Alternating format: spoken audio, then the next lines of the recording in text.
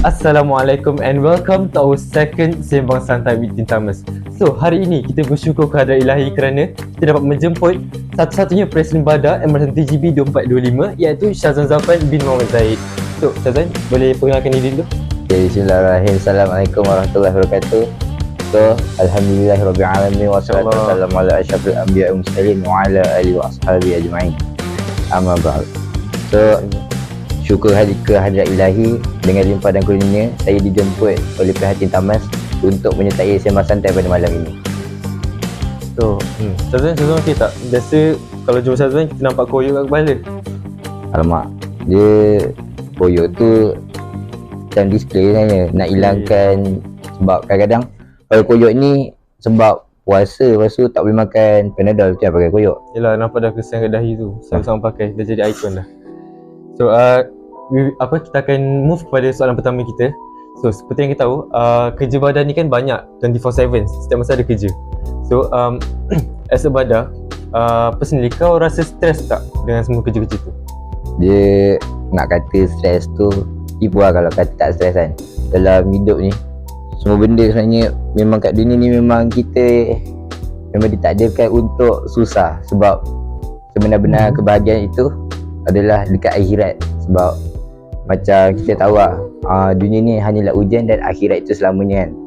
Jadi tipulah kalau kata tak stres kan, mesti tak stres. Walaupun sebagai seorang badah, walaupun macam orang yang lebih dalam aspek kerohanian, tapi pada akhirnya kita orang pun seorang manusia yang akan mengalami perkara yang sama seperti orang lain. Kita orang pun akan merasai stres kalau benda tu terlalu banyak. Nak kena maintain akademik, nak kena maintain sahsiah, nak kena maintain co-curriculum, maintain kerja badah and so on lah. Jadi pada saya memang, saya jujur cakap, mewakili pihak badah yang lain, memang jadi seorang badah ni seorang yang stres. Okay, faham. Okay, as a badah lah, kau rasa dalam banyak skop kerja korang, mana yang paling menyusahkan, membebankan? Menyusahkan dan membebankan ni dia ikut masing-masing sebenarnya. Dia ikut pandangan. Kalau bagi saya, dia macam contohnya ada sekarang kita dalam isu kehadiran subuh dan kehadiran maghrib. Jadi perkara ni berat bagi pihak badah untuk melakukan sesuatu sebab kami hanya ada kuasa untuk menegur, mencatat nama dan melaporkan ke pihak atasan. Selebihnya pihak pengurusan dan orang-orang yang terlibat untuk menentukan hukuman ataupun denda kepada pelajar ni. Jadi susah bagi kami untuk tarik kawan-kawan kami ataupun junior-junior kami untuk pergi ke arah yang lebih baik. Lagi satu, apa yang saya belajar dan apa yang saya faham,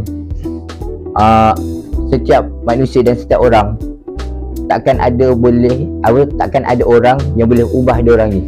Even orang yang paling berilmu sekalipun, walaupun orang tu alim, takkan boleh ubah seseorang tu kalau seseorang tu tak nak ubah diri dia orang, ataupun Allah yang ubah diri dia orang. Sebab contohnya, dia orang tak nak pergi subuh. Kalau saya angkat dia orang dari dom pergi subuh, tapi hati dia orang kata tak nak, still kata, oh kenapa nak kena dalam subuh kan, aku still solat kat asrama. Tapi pada benda ni membawa satu hikmah dekat para pelajar yang pihak maktab sedang mendidik diri mereka untuk mengerjakan satu sunnah ataupun satu perkara yang digalakkan oleh Rasulullah. Sebab waktu zaman Rasulullah,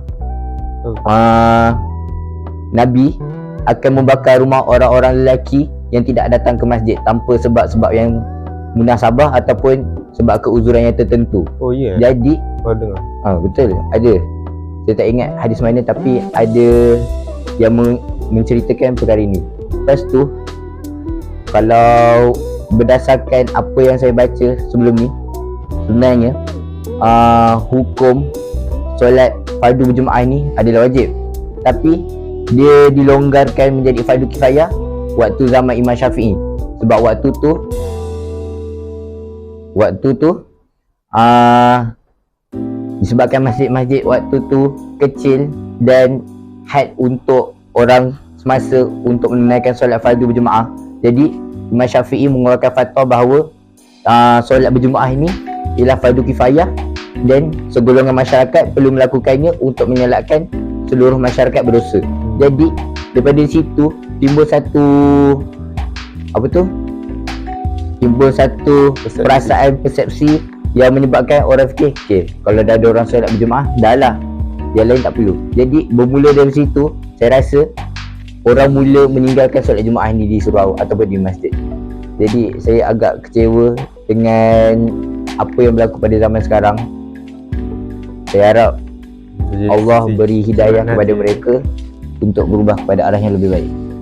Okay, so adalah pengurusan ilmu sikit. Nampaklah badan sebenarnya stres sangat kan. So sebagai seorang Syazwan, apa langkah yang kau ambil untuk hilangkan stres yang kau alami tu? Jadi cara yang saya ambil, bagi saya rasa nak cakap cara saya atasi stres tu, dia jangan take terlalu serious on that problem. Like macam, okay, setiap perkara yang berlaku mesti ada akhirnya. Macam tu juga masalah kita. Kalau kita keep thinking our problem, but kita tak buat apa-apa yang boleh menyelesaikan masalah kita, nanti benda tu tak ada akhirnya. Like, okay, kita ada masalah, tapi kita asyik fikirkan masalah tu tanpa mencari jalan ataupun mengerjakan sesuatu untuk menyelesaikan masalah tu. Jadi kalau kita keep thinking benda tu tanpa melakukan sesuatu, benda tu akan menjadikan satu beban kepada kita yang menyebabkan kita susah di kemudian hari. So Syazwan, ada yang cerita kat aku yang kau ada a type of hobi yang jarang lelaki ada. Boleh ceritakan tak? Oh, jarang lelaki ada Saya rasa macam saya mostly nampak je orang lelaki lain yang ada hobi ni dekat. Hobi apa? Okay, saya rasa macam kalau pada saya macam biasa je lah. Hobi saya mengait ataupun orang panggil crochet. Macam benda ni saya pun tak tahu macam mana saya boleh jatuh, tak ada jatuh hati, tapi macam tertarik untuk memiliki hobi ni. Sebab waktu tu semuanya bermula waktu saya form 3 ke form 2. Waktu tu semua orang tak ramai dalam kelas sebab ada beberapa orang yang pergi debat. Waktu tu sekolah menganjurkan macam hari debat. Jadi ada banyak perdebatan yang berlaku pada hari tu. Jadi mostly orang-orang di kelas saya pergi tengok, menonton debat pada hari tersebut. Jadi macam dalam kelas tu tinggal beberapa orang. Jadi ada macam sekumpulan perempuan ni macam tengah crochet. Jadi macam saya dah penat dengan belajar. Jadi saya macam saya nak keluar kelas, tapi diorang tegur. Lepas tu diorang kata macam nak belajar crochet tak? Jadi saya macam, takkan saya seorang kan, jadi saya ajak kawan-kawan lelaki saya, teman saya sekali belajar. And then benda tu buatkan saya rasa satisfying. Benda tu rasa macam seronok sebab we can do something with crochet without cost, more money. Dan macam saya banyak je benda saya crochet. Contohnya setakat ni paling besar saya crochet ni, kalau korang tahu yang lalu kat TikTok tu, yang flower bouquet crochet tu, macam blanket tu, saya ada crochet, dahsyat lah. So daripada Syazwan rasa daripada hobi ni boleh jadikan as a source of income tak?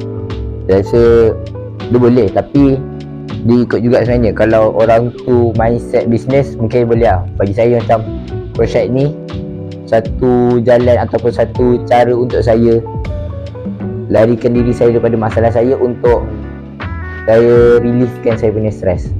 Tak apalah, walaupun pelik sikit hobi ni, dia boleh jadi as a form of relaxation yang mendatangkan relaksasi tu daripada semua stres yang kita hadapi. So I think that's all from us. That's all for this podcast. So thank you sudi datang, sudi bincang dengan aku. And yeah, that's all from us. Thank you. Bye.